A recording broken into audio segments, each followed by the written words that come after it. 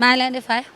seen mbër seen xarit Boy Diop numéro 2 ku ne xam na ne tey dafay def retour ci voyage bi nga xamante ne demoon na ko defi ci bis bu am solo bi nga xamante ne mi ngi koy waajal ci diggante moom ak Mor Kang Kang gis nañ la ni nga waajal yaa ngi def sa short def sa t-shirt Boy Diop numéro 2 ñëw teer sa mbër loo ñuy wax. waaw la ñuy wax rek wax dëgg fa yàlla Boy Diop moom ñun tiituñu dara barke Serigne Touba Mor Kang Kang tur bee fi ne waaye ñun xam nañ ki ñu àndal mooy kan kooku gaynde la du daw won na yàlla te bu bis baa dinañ xam ne xoolal cin bokkul safin ñun la de ñun waa Yëmbal ñun mu xoolal ñu ngi dégg lu ne Mor Kang Kang dafa diis Mor Kang Kang dafa diis ñun waruñu xoolal lu nooy ñun lu diis lañ wër ndax bu xoolal bu ñun lu ñuy indil mbambu la ñu bëgg te Diop de barke alxuraani karim dana ko dóor dana ko dunu ma dana ko daan waaw barke Serigne Sall loolu ci bëre bi ci xeex fu wóor laa ko teg di nga xeeb xaal nag mu lakk sa tànk wala waaye ñun xam nañ ki ñu àndal doomu Yëmbal du daw du tiit ñun dawuñu loolu Mor Kang Kang daw suñu yaram te yox la jëli ji ko te dañ koy jëli dañuy dagg suñu yaram ba mu baax zembare mbolli ànd ak Boy Diop ñu dem jëli ji ko ñëwaat waaw ñu koy ñaanal bu wér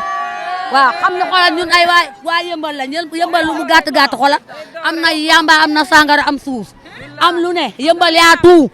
waaw dañuy daw rek amul lu ñuy faale dañuy daw rek amul arrêt Diop day daw rek amul arrêt barke alxuraani karam Yëmbal dëkk la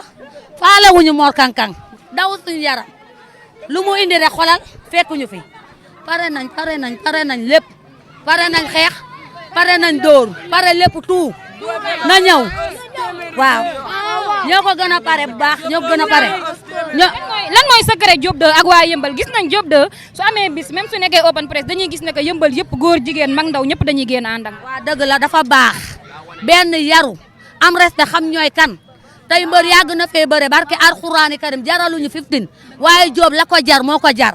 am na respect xam na lu muy waxee te tey na te bëgg nañu barke alxuraani karim loolu moo tax ñu ànd ak moom ñun ak moom xoolal ba géej gi fer combat bee passé gis nañ ne que da ngeen a indi leneen lu bees def ay bonnet ak yeneen façon combat bi ndax mën nañ xaaraat leneen loo xamante ne lu bees te ci support non lu bees lañu indi lu bees tàq barke alxuraan ka bis bi dafa tombeeg bisaab bu ñor dañ koy bëggëj Colobane ngeen amal affaire bi bis bi dafa tombeeg bisaab bu ñor dañ koy bëggëj Colobane ngeen amal affaire nag non waa Colobane dawuñu suñu yaram yow Yëmbal nga wax de waa Colobane dawuñu suñu yaram xooli ñu leen déggoo ma de ñun waa Yëmbal déggoo Faat Lawbe lu mu wax foo dëkk ma dëkk fa foo dëkk foofa neex Yëmbal foo dëkk ma dëkk fa foo dëkk foofa neex Yëmbal foo dëkk ma dëkk fa foo dëkk foofa neex Yëmbal